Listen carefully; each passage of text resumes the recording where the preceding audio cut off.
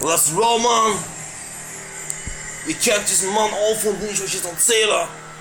Der größte Puffvater in Deutschland. Mit blonden Haaren. Oh Mann, Alter. Was? Ein Album rausgebracht? Hahaha. Der du. Das ist doch der Zuhälter, du Alter. Dieser Kerl trägt eine schwarze Sonnenbrille und ist schon in den Wechseljahren untergegangen, aber irgendwie auch untergetaucht. Heute kommt er wieder, er macht scheiß Schlagerlieder, Volksmusik, die keiner hören will.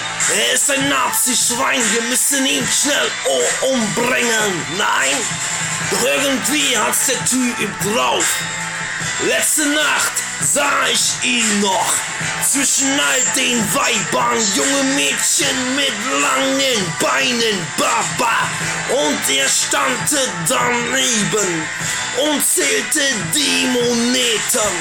Wer ist denn dieser Typ? Ihr kennt ihn noch aus dem bösen Buch. Heino, der Puff Daddy.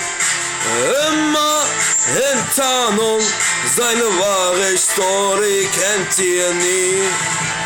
Heino ist einfach der Chef.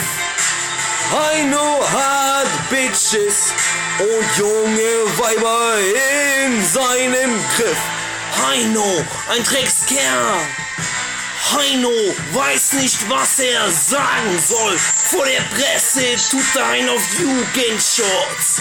Doch in Wirklichkeit landen kleine Rumäninnen jeden Tag bei ihnen. Er kauft sich Frauen wie andere das Dope oder wie von meinen Schwarzmarktstangen Zigaretten von mir schächen.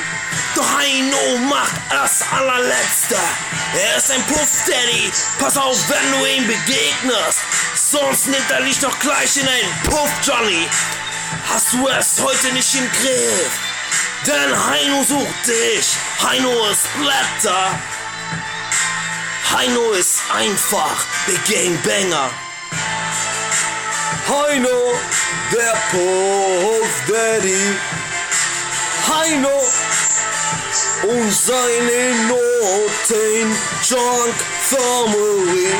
Heino im Rotlichtmilieu von Deutschlands Amateurschlafzimmer, Pornofilmen stets bekannt.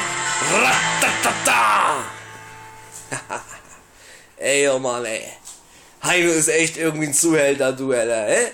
Guckt euch die nochmal an, den Kerl. Heino, ey. Oh ja, voll der Zuhälter, ja.